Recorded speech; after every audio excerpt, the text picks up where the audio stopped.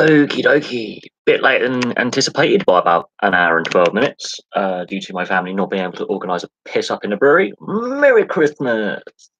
Yeah, let's see how long we can do. I'm doing this for about an hour, so let's see how long we can get this going. Merry Christmas all. If you are a football fan of the English Premier League, that's all back tomorrow. You've got a full schedule of football tomorrow and the old Boxing Day games. Merry Christmas, Kate. Hello. So if you're following the football Premier League full fixture list tomorrow, that's going to be interesting. Liverpool will still be on top of the Premier League at the end of Boxing Day. They cannot be unseated by Man City. Tottenham, with their big win against Everton, are closing in on Man City. Arsenal, Chelsea, they're sort of fourth and fifth. Even though Man United got that massive win against Cardiff, that's one game. So let's see how Man United play against a title rival rather than a relegation threatened team.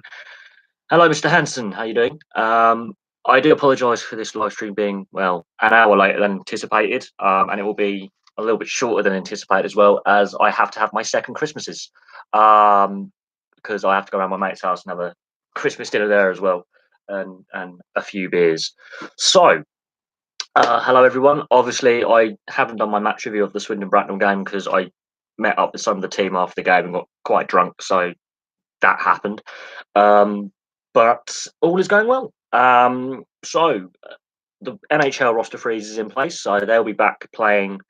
So I heard about Mr. Harding going down the A33 to Basingstoke. I wouldn't say he was necessarily their best player. I think Basingstoke. There's a few roster moves happening. Tyler Van Cleef coming from the Manchester Storm to the Nottingham Panthers, sorry, to the Bracknell Bees, and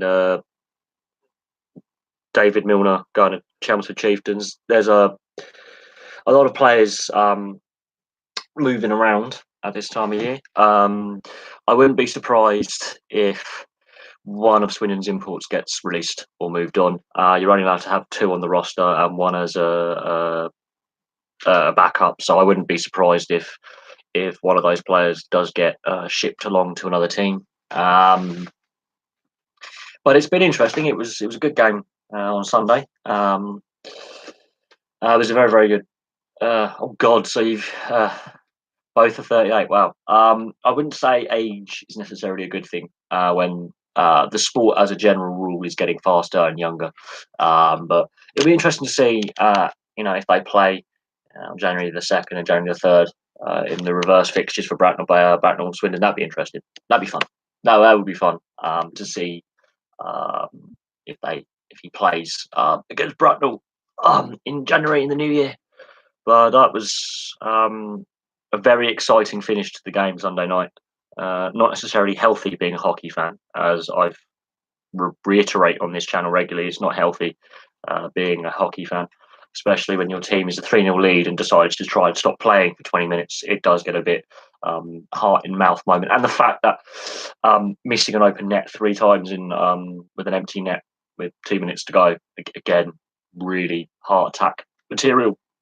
But it was a good game to watch. And I was loud on the drums. And if you look closely, I've got a hole in my hand from drumming. Yeah, drumsticks cause blisters.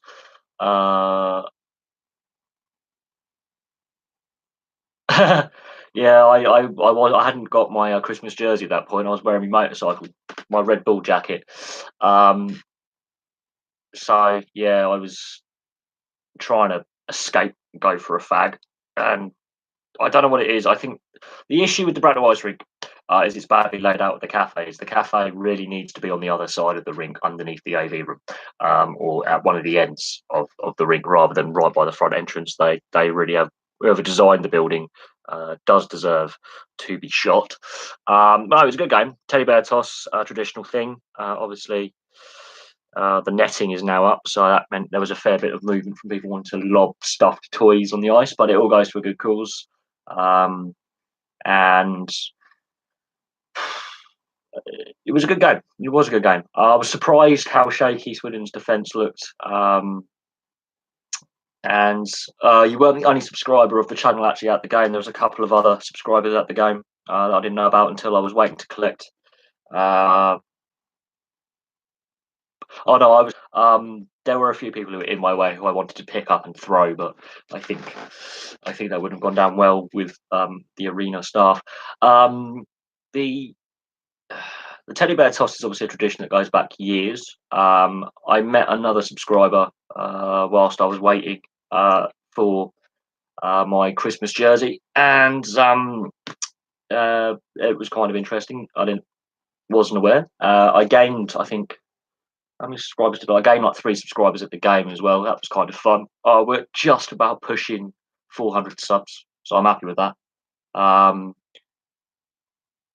There's a whole lot of reasons why. I mean, the rink still needs a fair bit of investment. The investment is getting there. They were invited originally back in 2005, and they decided to leave the British National League and head into the EPL as it was at the time. There has been some money issues over the last decade or so. So while it would be nice, there are some financial constraints, and the arena does need a few more bits and pieces doing to it. I think to bring it up to that spec that is required, there needs to be a few configuration changes for the seating. There needs to be a fair bit of TLC, I think, is the term. The last time Bracknell won any kind of silverware was over a decade ago, and that was in the EPL days about a decade ago. The last few years of the EPL, Bracknell were a terrible team. I'm not going to lie, they were shocking. I'm assuming it's about Hull, is it or is it not? And Hull going to the Elite League, because I've heard rumours that they are headed up. I know there's going to be some kind of structural change because of various bits and pieces. Okay, it's not that. Okay, please tell me that Basingstoke have gotten a temporary arena, because that would be brilliant. Come on, Casey, do say what you know. I had 2 days off. I've not really been with it. I've not been quite well the last couple of weeks, so it'd be nice to. I know we earned like an EPHIL kind of level below the Elite League. The fact that two teams have had to crowdfund to survive says there's an issue with the structures that the league has in place. When the Elite League moved Milton Keynes and Guildford Flames, the Lightning, up to the Elite League, they didn't take into consideration the consequences that would happen at a lower level. There was a knock-on effect. It's something I've been aware of, that there's plans for a structural change. There has to be. I will have to look into that. Do you have a link for that? That'd be interesting. But I am aware that there's going to be structural changes and definitely a league format change, because if Hull do go into the Elite League, that's going to screw up the Northern Division 1, and in the South, if 2 teams can't even at the start of the season complete a season funding wise without crowdfunding, that says there's a bigger issue with structures of the league. And we've seen one team in Cardiff drop down a level for this year, and they might come back up, and there's a whole load of issues there. So that's something that's got to change. The New Zealand Warriors in the NRL. I haven't followed the NRL for a little while. It's hard to over here. There's very limited coverage, but I will say this: Sean Johnson leaving the Warriors, I think, is a big thing. I think Sean Johnson going to, I think it's Cronulla he's gone to. I think that's going to affect them going forward. They haven't really been a successful team. If you look at it, they've only got to finals footy, like right to the end, to the grand final once, and came runners up. They've generally not been great. They are just an average side, really. They literally just don't quite seem to have enough to get to that finals footy and to get to the grand final, or to the finals process, the postseason. And they should surprisingly do a lot better than they are, because you look how the NRL is structured with the bye weeks, state of origin. New Zealand Warriors have very few representative players who play state of origin, so they don't have the massive effect of backing up after a State of Origin game, having to release players for State of Origin as much. I am really, really surprised that they don't do better. There's been some money issues in the past with the team.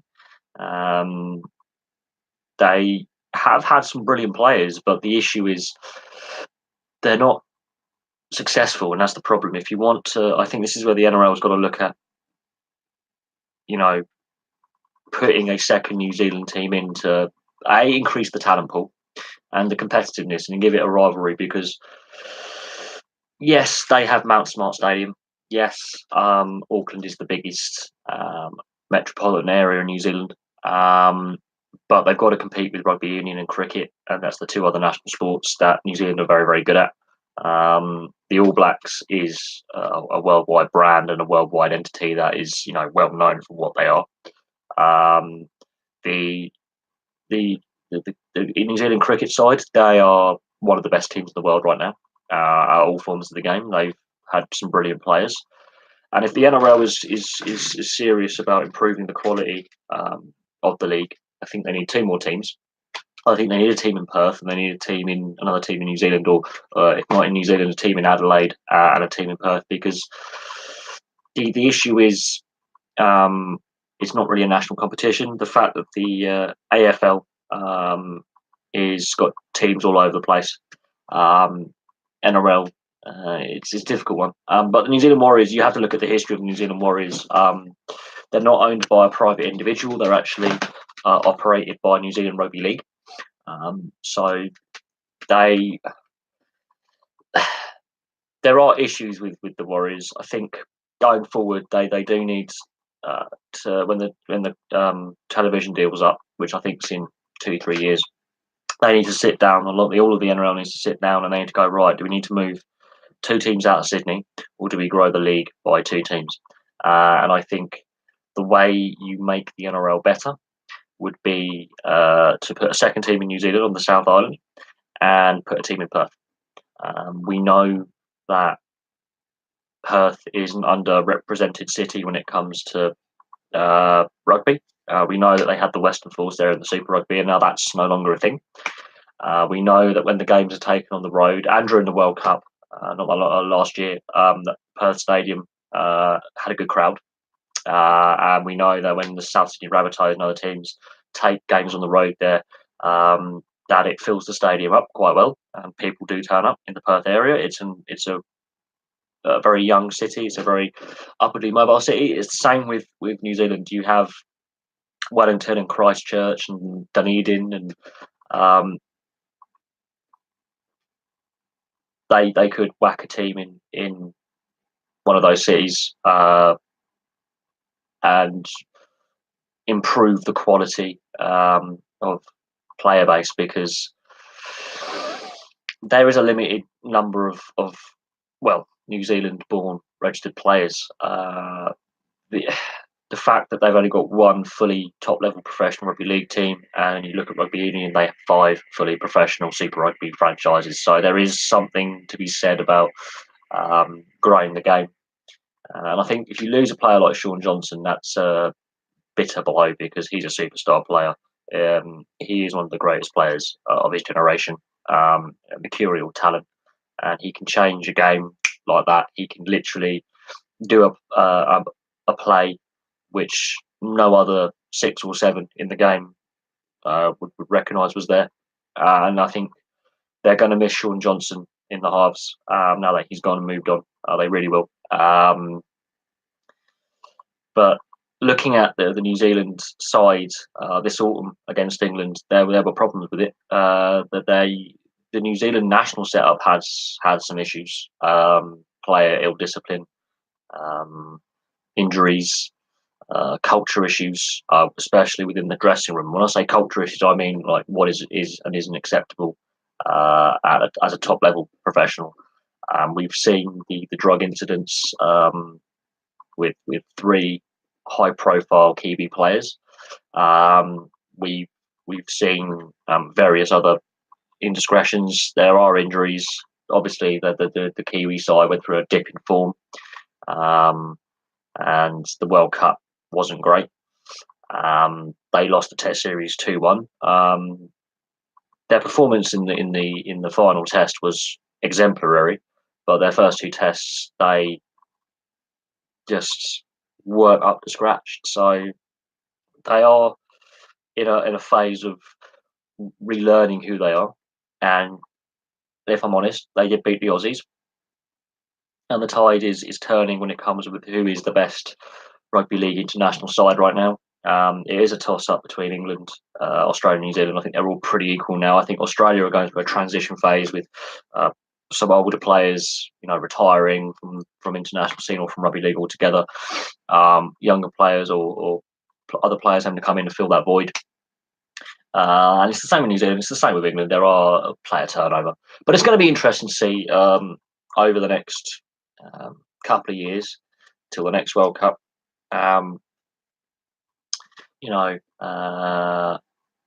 Which team, when it comes to push comes to shove, in 3 years time, 3 years time, who is the best team in the world? And it's going to be difficult because there's so much player change happening right now, and so many good English players are now playing in the NRL.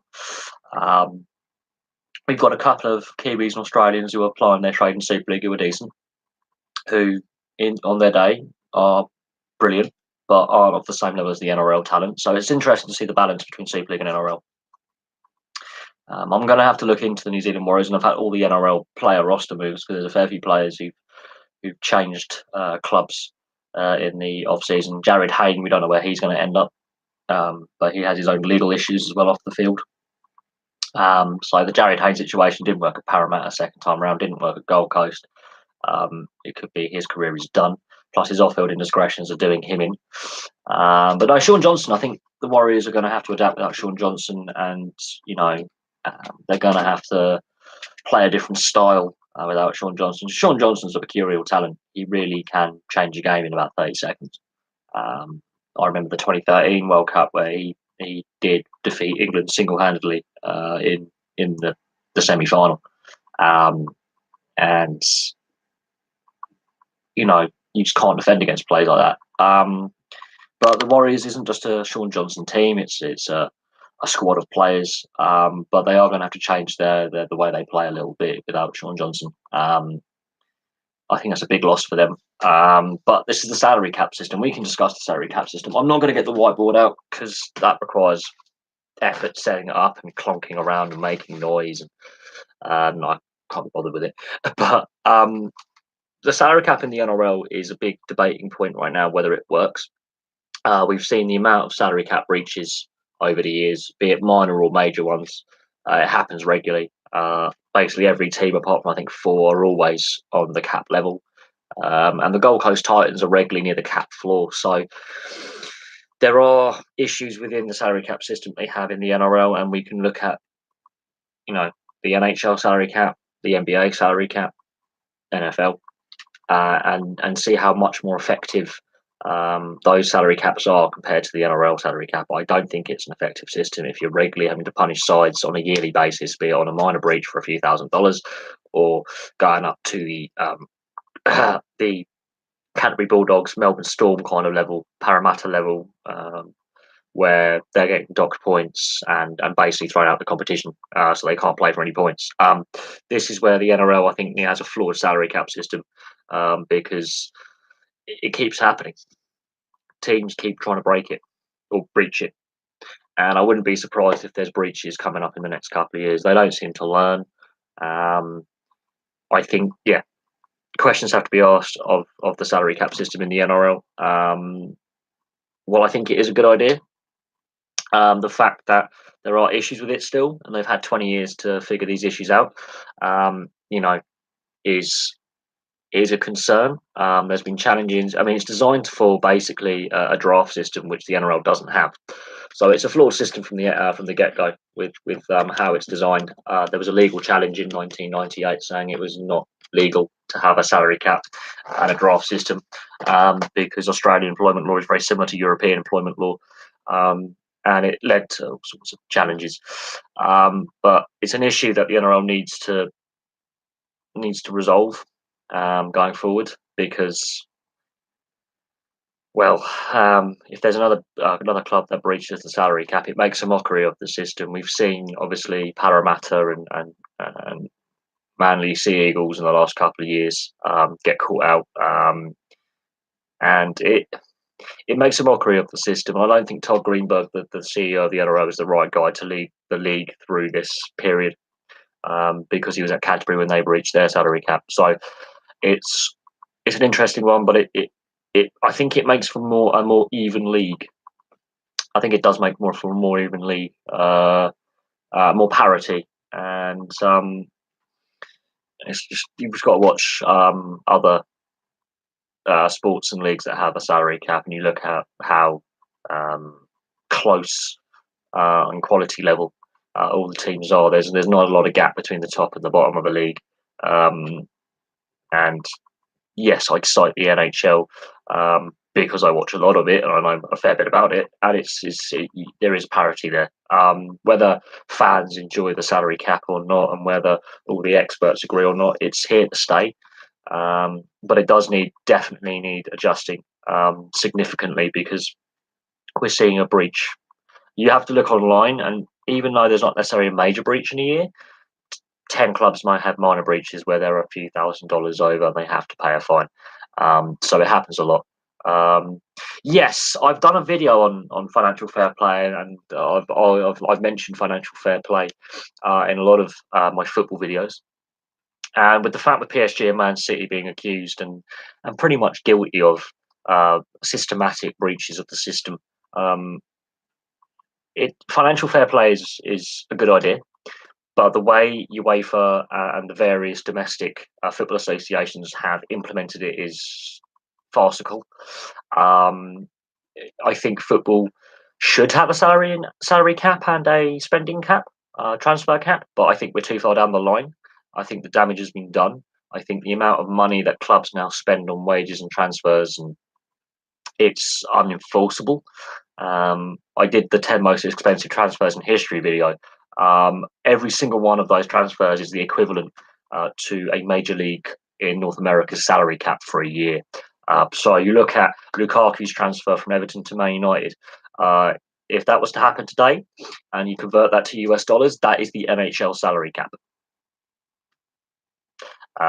That's how overinflated the transfer market is. And if you notice, the two top transfers on the top 10 transfer list were, um, uh, you know, PSG.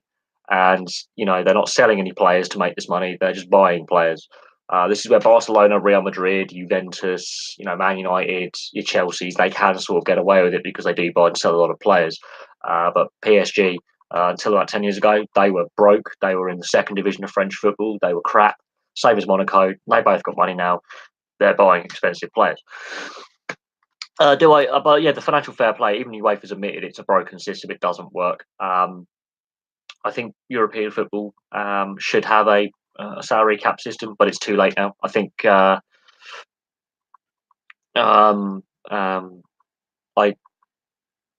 Oh no, he does make the top 10. Buffon's transfer doesn't make the top 10. In because it was in euros, and if you look at the exchange rate at the time, it's about £50 million. He doesn't make the top 10. There are a fair few transfers. Riyad Mahrez doesn't make the top 10. None of Ronaldinho's or Ibrahimovic's transfers make the top 10. I looked at the top. I think it was the top 500 transfers. Most of them, some of them have happened in the late 90s, early 2000s, but most of them have actually happened in the last 2 to 4 years. And on my top 10 list, the record was broken 4 times. It that was the most. I think that was the record transfer at the time in 2001. That's been broken several times before Ronaldo's transfer to Real Madrid. That was broken. So it's an interesting topic to look at. But that was pre financial fair play. This is pre 2006 betting scandal. Italian football was probably the best league in Europe at the time. This Serie A. It had good TV deals. A lot of people over here in the UK, like you and me, were watching it as kids on the TV. But we could look at every single club's record transfer, and that would be Parma's record sale. I wouldn't say that that's their record buy, but Parma has always had financial issues in the last 10, 15 years. They've been blighted by financial problems. So it's interesting to see where that 50 odd million went. On the Haas F1 team, because Haas is actually a bigger motorsport team than just F1, it does NASCAR, it does IndyCar. I think it's got involvement in at some point in various other motorsports in the US and in Europe. It's a big team. I think Stuart Haas Racing is the official name. It's not Stuart Haas Racing in F1. It's a derivative of the Stuart Haas Group. They are more likely to win the NASCAR championship next year because Penske Ford obviously won it this year with Joey Logano. They could. They could. Obviously, at some point, yes. It is plausible. Liberty Media, I think, would love that because it's an American team and an American company that now owns the rights to F1. There are issues with F1. I've stopped really following F1 a long time ago. There's so many problems with it. I think Liberty Media are going to make a lot of rule changes in the next couple of years, and Haas may do quite well. There's one issue with Haas. Their engine supplier is Ferrari, and Ferrari are having a bit of a battle right now with Liberty Media and the FIA. So it's going to be interesting to see what happens going forward. They are how should we put it? A sister team to the Ferrari guys. So their sister team is Sauber as well. And I think Toro Rosso, are using Ferrari engines now, or have used Ferrari engines. So they are a client sister team of Ferrari when it comes to F1. But notice Ferrari don't compete in NASCAR or IndyCar. So I think Haas will win a championship, whether it's F1 or not, I don't know. Yes, Italian rugby shirt. I have the 2007 Azzurri blue one. I like their shirts. I like sports jerseys. I've got another hockey jersey as well. It's in the wash. I've got my Christmas jersey, so I've got my ugly Bracknell Bees Christmas jersey for 2018, and that'll be cleaned up, and that'll be a video on that at some point in the next few days. Back on the Buffon transfer to Parma. Parma as a football club, as an entity, has had a lot of money problems since Buffon was sold. Buffon, you had Hernan Crespo played for the club. Buffon's played for the club. There's been a whole host of great star players have played for Parma. The issue is, where did that money go? Parma's story is basically the exactly the same as Portsmouth's. They were a successful club at the time.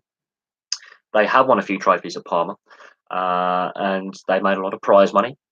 They sold some players like Buffon and Crespo, so they got a lot of money in transfer fees.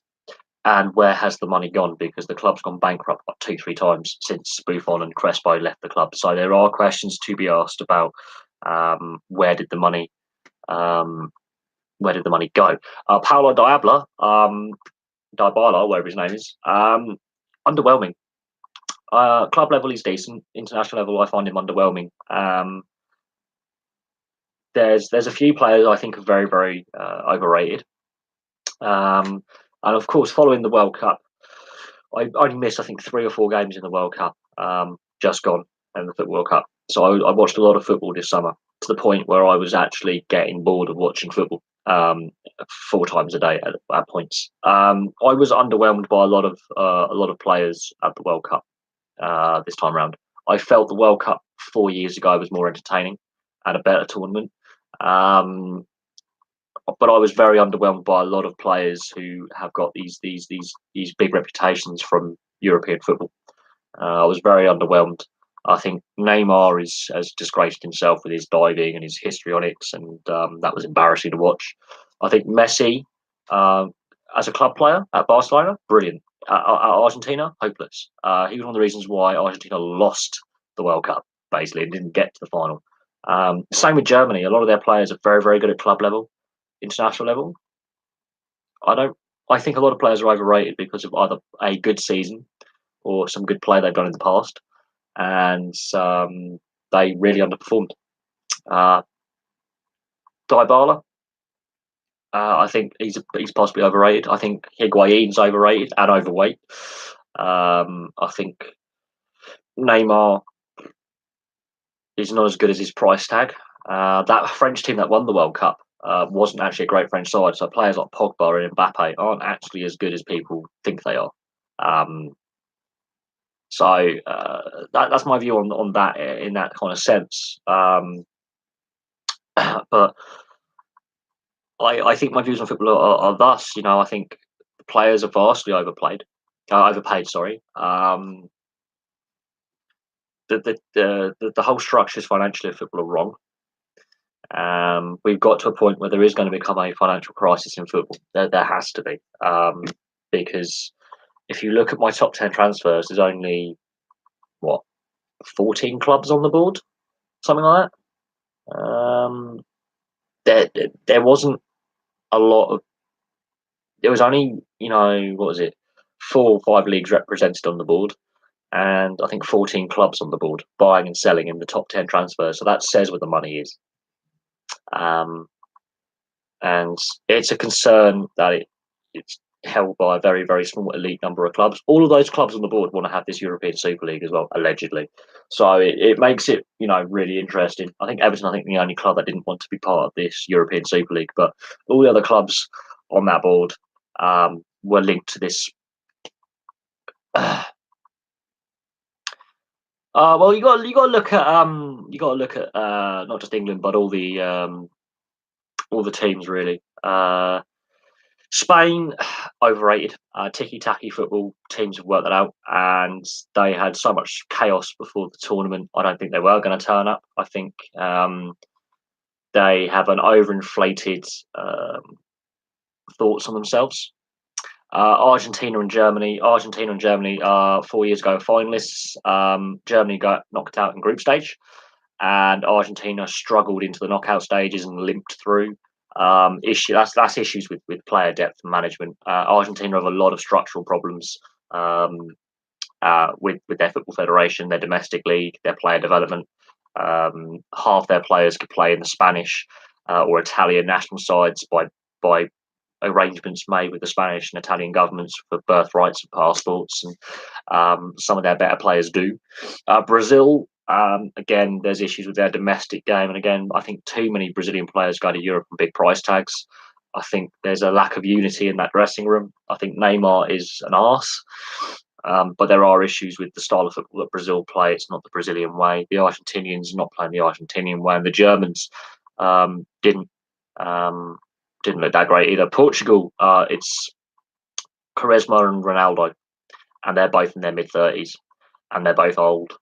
And Ronaldo and Quaresma have only Quaresma wasn't in the Euro winning side. Ronaldo's only ever won one international trophy. Messi's never won an international trophy. So to say that if Spain, Germany, Argentina, and Brazil all turned up, I think England made the most of their group and made the most of their side of the draw, and they weren't a brilliant side. I'm not going to lie, England very overrated side.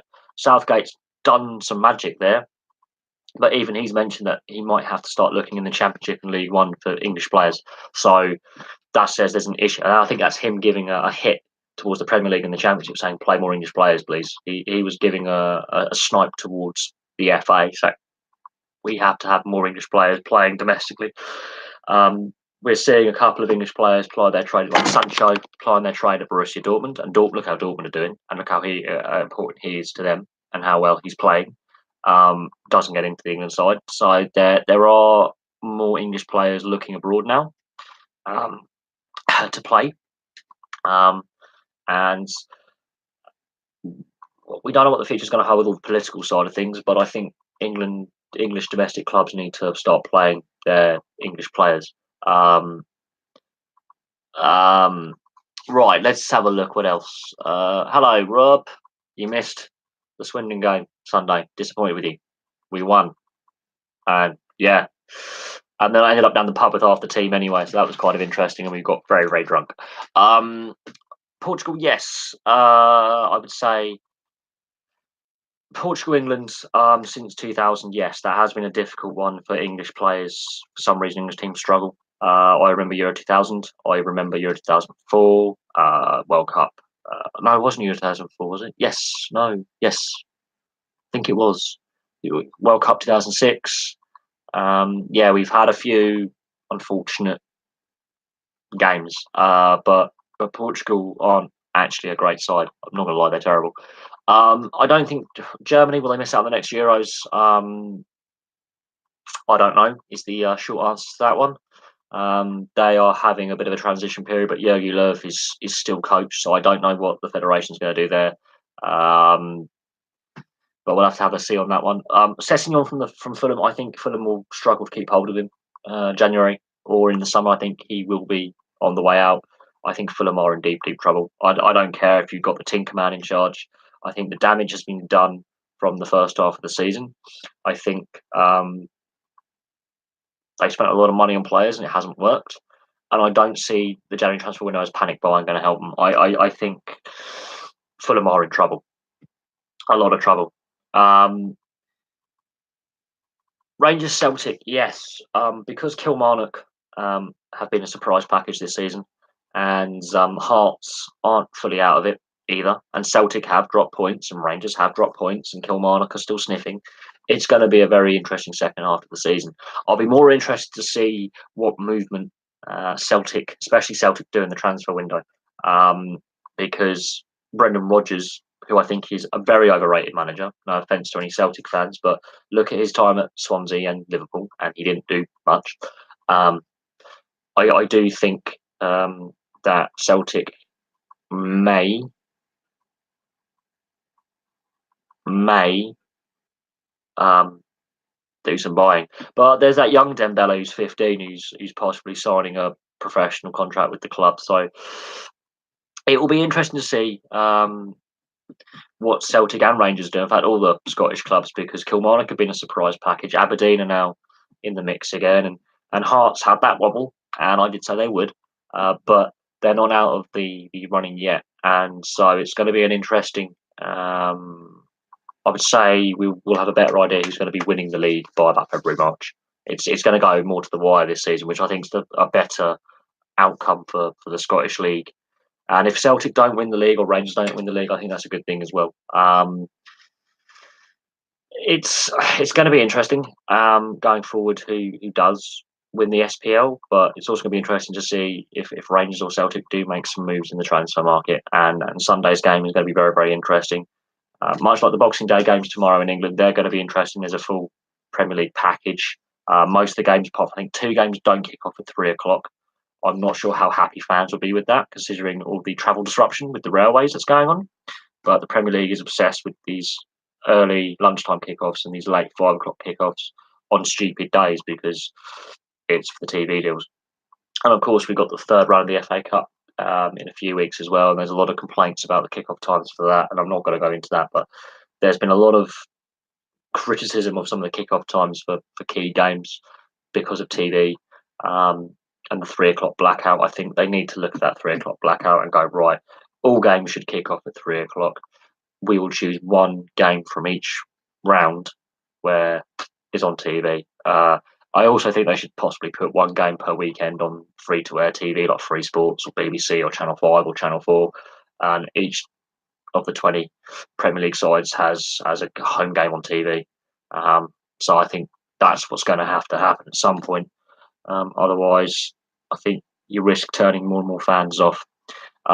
Christmas is dull and boring. I Chisora got battered by White, didn't he? Derek Chisora is just a thug with a lengthy criminal record, and Dylan White is a better fighter. It barely got. Actually, to be fair, apparently, there was the pay-per-view clash between the two boxing promoters. I've really gone off boxing massively the last couple of years. I think with boxing, it's the pay-per-view system. If you've already paid for subscription sport, why pay again? So you're already paying for Sky Sports or BT Sport, and then they make you pay an extra X amount of money on top of that. It's like even ITV, a free-to-air network, is got an ITV box office for boxing. It's just obviously boxing's got a money issue because why would it not be free-to-air? I don't like the box office pay-per-view system. It I didn't watch it. I don't. The fact that I'm trying to be obviously a multi-sports channel, it's difficult to keep up with everything. But things like boxing, I I don't really. I've lost the love for the sport, so to speak, and it. I've got a friend who runs his own. I've got two friends who run their own boxing gyms who've got professional fighters on their books. But I don't know. I think uh, well, Wilder's got to refight Tyson Fury because it ended in a draw. Honestly, I think Anthony Joshua is a little bit overrated, and I'm not being disrespectful. I think he's slightly overrated. You have to look at the opponents he's battered. Tyson Fury and Deontay Wilder knocked each other to a standstill the other day. Um, but I do think the whole boxing side of things, I've really started to go off the sport quickly every day. And UFC have had to change. UFC, is it 323 or whatever the UFC event is coming up from Vegas to LA because one of the fighters has failed a drugs test. Um, that got on the BBC website this morning. Was half asleep this morning, and I woke up and went back to sleep. I don't know if who would Anthony Josh would rather fight. Would he rather fight Fury in an all British fight, and would he rather fight Wilder? I think Tyson Fury. People were expecting him to get battered in that fight, and he survived. Uh, Fury will just jab him to death. Merry Christmas, Chris. Thank you very much. Nice to see you on the live stream. I don't know. I mean, I think Joshua, you got to look at the fighters he's fought, and the fact that Fury beat Klitschko. There you go. That would sum that one up. Hmm. I'm not sure if Fury would out. I'm not sure if necessarily Fury would outbox him, but Fury proved that he can get off the canvas after being knocked on his arse and go the whole 12 rounds with Deontay Wilder, and still not lumps out of him as well. So it, it's a difficult one. I think that was the odds on a draw happening would have been very, very big, but I think someone's made a lot of money out of that. 10 a.m., 10 a.m., 10 a.m. That means you are on the East Coast, West Coast. It's 10 a.m. I'm trying to work out, because I'm 5 hours ahead of the East Coast. That would be midday. Yeah, you're on the West Coast. Hello, West Coast of America. I do have some friends out on the West Coast of the US and Canada, so it'd be nice to see how they're doing and enjoying their Christmas. It's been dull here. There is no snow. There was some freezing fog last night, bit of frost, bit of cloud, bit of drizzle. Nothing much happening over in England, really. Boring. Um, I've seen a fair few boxing fights, boxing matches in my time where they have been brutal. But Tyson Fury, I've seen snippets of it, and they mic'd up his ring corner and one of his trainers, and you got to listen to what his trainer's saying to him. I think a lot of people were expecting Tyson Fury not to make it past the fourth, fifth round and be done. And he got up and he carried on. Um, any thoughts on NBA games on Christmas Day? Well, every other sport I can think of doesn't have games on Christmas Day. So I don't know if I agree with it or not. While I'm not a religious man myself, I understand that this is for some people a very spiritual time of year. I understand for other people it's a very lonely time of year. I don't. I do. It's a difficult one because the NHL has gone into its little Christmas break. The Premier League football regularly gets criticised over here for having too many games in the festive period. So between the first week of December and the first week of January, from the 3rd of December to the 3rd of January, is called the festive fixture list for this season, and that regularly gets complaints from some quarters, and it's it's a tough one. Some sports do have like a little week's break over Christmas or a 2-week break in the winter. I'm not 100% sure on how I feel. But Muslim countries as well. If you have a like Ramadan, they are in fasting mode, so they also have sporting shutdowns in Muslim countries. Same in and same in India with the Hindus and the Sikhs. Um, Countries that are more secular don't have it as much, but less secular countries, um, they will have enforced breaks for religious festivals, where you cannot have, you know, matches taking place on a certain day or a certain period.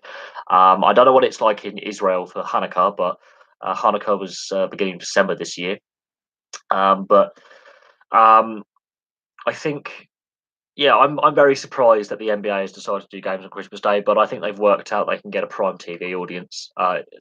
There's a reason why the NBA is the most uh, profitable pro sports league, where all the teams make money. I looked at that up on a video on the NBA. I think this time last year, the NBA is the most profitable sports league at the moment. All the teams are making money, even the Memphis Grizzlies. Who calls a team the Memphis Grizzlies? When was a grizzly bear ever in Memphis? I have no idea. Um, but it's yeah, I'm really surprised that a professional sports league would target Christmas Day. Boxing Day, yes, that's different. We have the Boxing Day football games here in the UK um, and in Scotland. We have games over this period. Mainland Europe, when it comes to football, they're already on their winter break for the most part, so they have 2 weeks off now. But there might be a New Year's Day game, for example. We So it's a difficult one, but I think it's the way the NBA works. They know that the NHL teams are off for 4 days, so they can go right. We can use all the arenas. We don't have a clash with the NHL because the NHL obviously post Christmas will have the bye weeks for teams and the NHL All Star break. So I think that's how they've worked it out.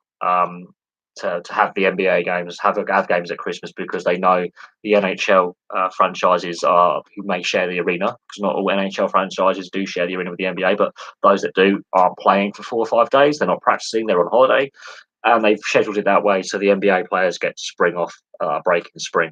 Um, I don't necessarily agree with it. I find it a bit strange. I think there are some things you do need a break from, um, but there's I wouldn't say is it hypocritical of me to say that we have the Boxing Day football games here in the UK and we have the New Year's Day games here in the UK and they're criticised as well by some. So you can't win. Some people are going to be in favour of it and some people aren't. It's a difficult one, but I think you have to look at it in context. I think the NBA obviously has to fixture its matches in. It starts a little bit later than the NHL. The playoffs are sometimes clash with the because they share arenas with the NHL. They have to make sure they don't clash with an NHL team. They have to look at the fixture list, and this is obviously how they've worked it out. Um, it's an interesting one. What I find interesting about the history of the NBA and the NHL, the NBA wouldn't exist if it wasn't for what is now the NHL and hockey owners wanting to share their arenas to make more revenues. So the NBA would not have existed if it wasn't for the NHL, the original six, and the other teams that were around in the 20s going, hang on a second, we want to make some money. We're not making enough money. If we rent our space or our arenas out to a basketball team, they can also bring in revenue. So that's how the NBA came about. It's because the NHL actually actively encouraged sharing the arenas. I do think obviously it's a scheduling thing. It's the only way they can get the NHL and NBA fixtures done without them clashing too much on arena space. And I wouldn't be surprised if the NBA commissioner and the NHL commissioner have sat down with the team owners and then basically formulated some kind of fixturing plan because they did the fixture lists in the off season and they're going to look at okay, how are we going to do this? And of course, the NHL has the outdoor games and the winter classics. So again, they fixture that around and they're coming up. It's an interesting one, but there's no tomorrow. There's the King George VI chase at Kempton Park. There's some horse racing tomorrow. Traditional thing here in the UK to have that race, the King George VI chase on Boxing Day. So Kempton Park, which is not that far from me, and I used to live right by it, is that's going to be interesting. That's one of the big televised sporting events of the British sporting calendar, alongside the Boxing Day games. But there's never any sport on Christmas Day in the UK. But it's just the culture, I suppose, of each country, and whether every basketball fan or every sports fan in the US agrees with the NBA doing it at Christmas. I don't know. Red Dead Redemption, yes. I haven't actually finished it fully yet. I haven't played it for a little while. I gave it a little break. I definitely would recommend it. And there are two different endings with, well, different story arcs with Arthur Morgan. It depends how you play the game. So I will be replaying the game. I'll finish it and I'll play it again, and I'll do things slightly differently because we've got all the question mark, the strangers and freaks missions that you get in the GTA. It's going to be fun. The cricket 100 ball format. If you notice, the only people coming out in favour are those with centralised ECB contracts. So all the players that don't have ECB contracts, they don't want to play it. Obviously, if you've got a centralised contract, you have to tie the party line. Having Ashley Giles replace Andrew Strauss, I think there may be a slight change in how they got about this. I think it's a gimmick. It really is. You see, cricket would actually have a fan base if it was free to wear again. And the ECB got greedy in 2005, much like FA have done with the Nations League. They got greedy. They cashed in, and I think they're regretting it. And their excuse is not enough young people are watching the sport. This summer, when they had the highlights of the Test series against India and Pakistan, and the associated one day and T20 games highlights, the amount of kids I saw at those games defies the object that they're saying no, kids aren't interested. Instead of coming up with this crappy 100 ball format, they say simplifies the system. No, it doesn't. It actually makes three simple formats, which is first class 4-day or Test cricket, 1-day internationals and 1-day club cricket, and T20s, which are all nice little formats, and they complicate it. Doesn't work. Doesn't work. I think it's going to be a disaster. The ECB are going to be looking very, very stupid, and a lot of cricket fans won't be interested. They're trying to aim it at the stay-at-home mum crowd. You see, is that kind of stay-at-home mum? That's a 1950s concept. So the ECB are showing how out of touch they are with society, because they assume that there's still a load of stay-at-home mums. Most single parents work. Most mothers of kids work, be it part or full time. You forget the stay-at-home dads. So they're showing how out of touch they are with society. How much the ticket's going to be, because I don't think fans are going to want to pay through the nose for tickets. And honestly, who's going to want to watch this? Let's be honest. It's a stupid format. It makes no sense. I've been playing cricket since I was 5 years old. I've been watching it since I was a kid. I don't understand it. I don't understand it. Yeah, no, the Ashes, they'll mark that up because it's the Ashes. I have some Indian subscribers, and they have to pay double for tickets over English fans, which again is wrong. The ECB have really missed a trick. Free-to-air TV works with actually increasing fan base. Hence why the Elite League has a free-to-air package with Free Sports, Premier Sports. And guess what? The fan base of ice hockey has gone up. It's been proven that having a sport free-to-air increases participation and fan base. You put it behind a paywall, people get put off. And cricket's wondering why less people are watching. The ECB went for the money grab, and now Murdoch's lost control of Sky. We may see a renegotiation with the next TV deal, and we may see a complete Sky restructuring. And I'm hoping, because Comcast has some free-to-air networks in the US, I think Comcast owns some free-to-air networks in the US. I can see a change coming, and I can see the ECB panicking because they've screwed up. But yeah, no, they do mark up for the Ashes massively. and they have to mark up because not enough people are watching on TV. There are not enough people watching on Sky and BT Sport, whatever sports package it is watching. There's not enough people. And Cricket Australia have signed up an agreement saying all their games have to be shown on BT, but all England games have to be shown on Sky. So there's actually a clash with TV companies on who's going to host this. Cricket Australia have signed an agreement saying all Australian Test cricket has to be shown on BT Sport, whereas the ECB and the England cricket have signed up with Sky, which is a rival broadcaster. So that's going to be really interesting next year who shows the TV rights, because they've really screwed that up. They play different times of year. Rugby league is played in summer, ice hockey is played in winter, so there's no clash there. Rugby league has its own issues. Ice hockey has its own issues.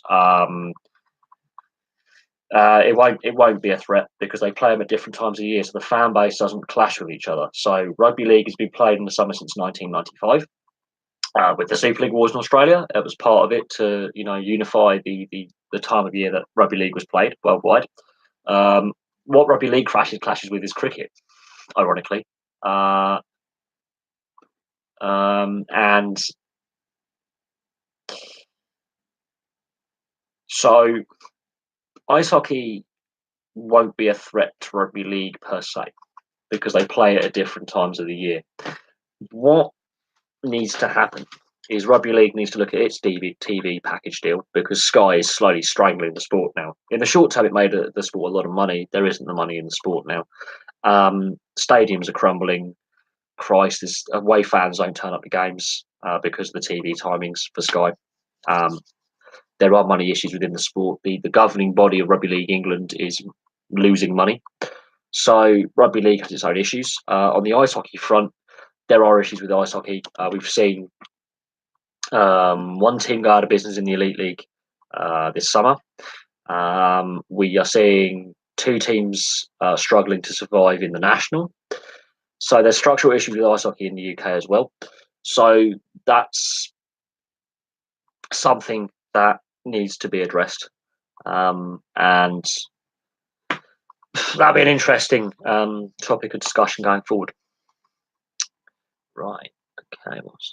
Well, the thing is, because this live stream started a bit late because my family can't organise a Christmas meal at the best of times, and we ate later than I anticipated, the live stream is going to end in a bit. However, it has been a privilege to talk to you guys on Christmas Day.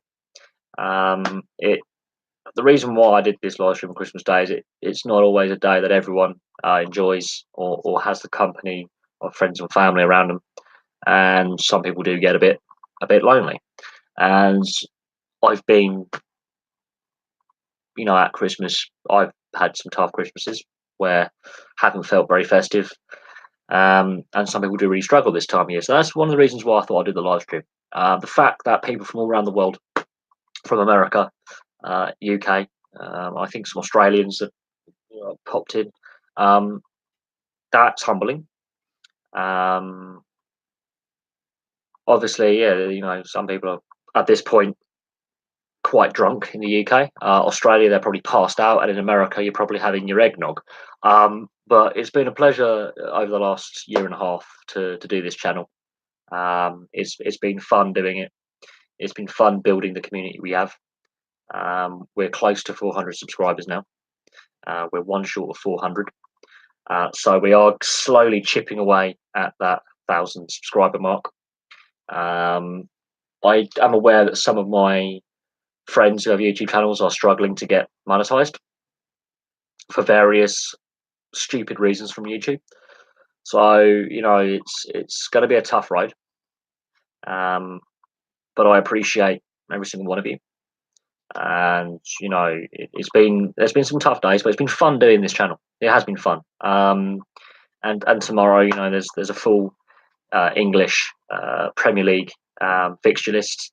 We've got the King George VI Chase at Kempton Park. So if you like your horse racing, one of the most famous races in the horse racing calendar is on tomorrow. And we have a whole host of other sporting events coming up. The NHL comes back, I think, back on the 27th, 28th. They start playing games again. The NFL, we're getting into the playoff hunt now. And the playoffs start very, very soon. We've got the football transfer window That opens in less than a week, in a week's time. We've got the transfer window opening, so that's going to be really interesting to see who does transfer business.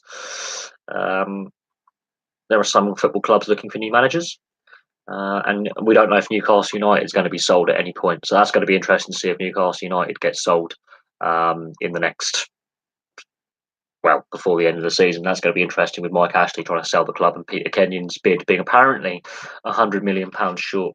So there's a lot of sport to look forward to, but on a personal level, I want to say thank you to everyone who's watched the channel and subscribed and supported for the last year and a half. It's been a tough slog at times, but the channel is 4 times as big as what it was this time last year, if not bigger. So it's not monetized at the moment like it was last year. It's still in a better place than where it was back this time last year.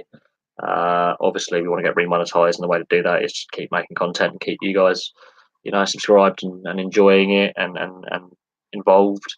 And yeah, the channel will evolve, and I'll get the whiteboard out a bit more, and we'll do some more sports history videos over this little festive period when there's less sport on, and we'll look at some other moments from sporting history, and there's a few big stories that I'm obviously going to keep following, such as what's happening with Newcastle United.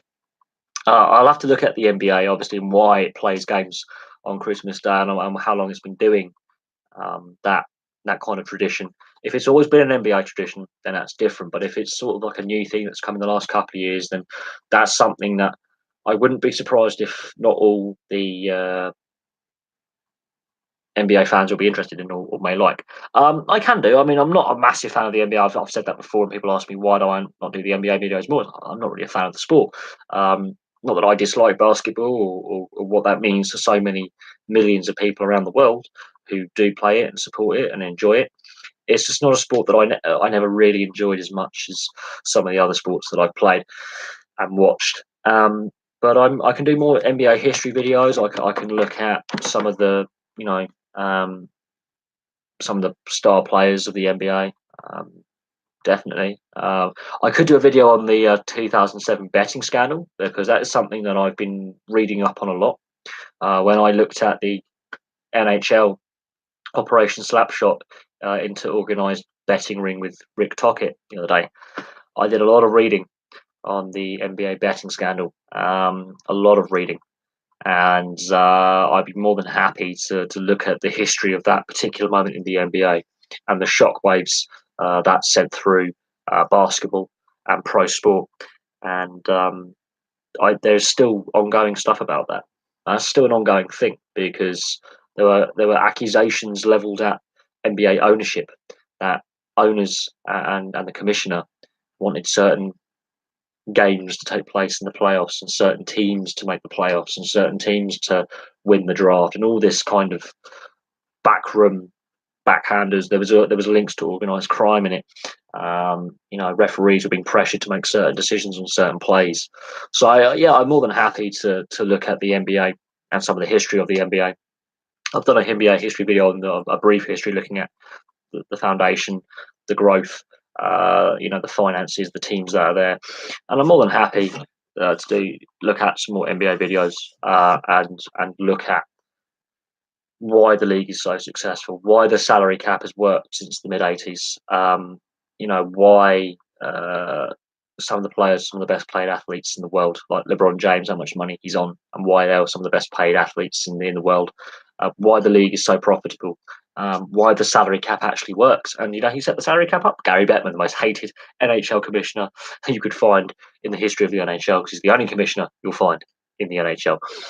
Thank you, Mike. Merry Christmas to you too. The thing is, I'm about to end the live stream now, and you've just turned up, and I feel really bad. But I hope you've had a good Christmas as well. I've now got to go get changed, and I've got to go have my second Christmas dinner of the day at my mate's house and have a nice cool beer with me, mate. Oh no, it's not a problem, Mike. I mean, we've actually discussed. Obviously, tomorrow there's a full Premier League fixture list program, and that's going to be interesting. I'm more looking forward to the transfer window and the possible sale of Newcastle because obviously Newcastle, according to reports in the Northern Chronicle, which covers the northeast, um, there is issues with Peter Kenyon's bid, and Mike Ashley has, in negotiations, possibly raised the asking price for money, and Peter Kenyon's having to seek outside investment to add. And alongside that, there's been a bit of a wobble on the US stock market. And of course, Peter Kenyon is part of a US led consortium that wants to take over Newcastle United. So that's going to be interesting to see what happens with Newcastle. On the Premier League front, there are 2 live games on Sky, apparently. All the others are 3 o'clock kickoff. So we've got the 3 o'clock kickoff blackout. I think there's one lunchtime kickoff tomorrow and there's one evening kickoff. I'm not sure fans are going to enjoy any of that because it's Boxing Day, and Boxing Day is basically a Sunday service, and with all the engineering works, there'll be fuck all trains about. So the FA have really done well there by stuffing fans again. And of course we've got Celtic.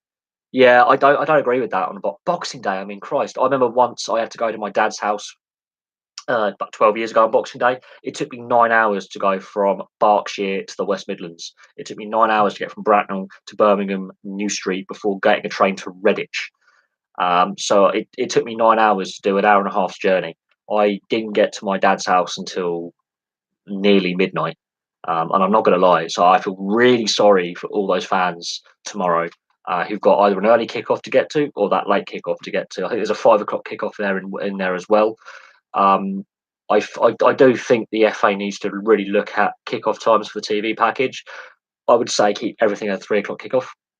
I really would, and cherry pick X amount of games for subscription TV and one game per weekend for free to air. I think that's what they've got to do in the long term because this is getting stupid now. Fans are not being taken seriously with their complaints, and the only way you're going to change it is if fans stop going to games. And empty stadiums, as I say, look really shit for live TV. I've been saying that, banging on that drum. I think the way the FA and the Premier League treats fans is pretty disgraceful. And the clubs, they're after the money. They've got to start listening to the fans a little bit more. Any 7:45 kickoff any time of the week is a joke. Unless both clubs are from the same geographical area, like Man City, Man United, it does not work. There's just not enough public transport available on a Boxing Day with the engineering works and road works, and with all the flight delays we've seen at Gatwick, and there's another airport that had flight issues. I think it was was it Manchester or Aberdeen? There was another airport that had issues with its flights as well, with a traffic control issue. It doesn't make any sense. But I don't want to rant and rave on this live stream. I want to be all happy and positive and merry. But Mike, thank you very much. I've honestly got to go now, Mike. But I appreciate, obviously, you popped in and said hi. I sort of conked out for your live stream last night. I fell asleep. I was recovering from the night before, so I sort of was a bit sleepy time. But yeah, no, there is issues with you know kickoff times, TV times. I think there does need to be something looked at because I think fans are really not being taken seriously, not being cared about, and we're the reason why the clubs make money. You can sell the TV rights to the Arabs all day long, but if we don't turn up, it makes it look really, a really crap league, and then TV companies go, "Ooh, that stadium's empty. That doesn't look good." But that's another thing. Anyway, I've got to go. I really appreciate all your questions. And we've discussed a few things in the last hour or so. Really enjoyed it. Thank you very much. I'll have some more videos for you tomorrow. I'll get the whiteboard out, do some history videos on sport, do some doodles, do some writing madness. I've actually got to buy some more marker pens because some of my marker pens have run out. But thank you very much for watching, guys. I shall see you soon.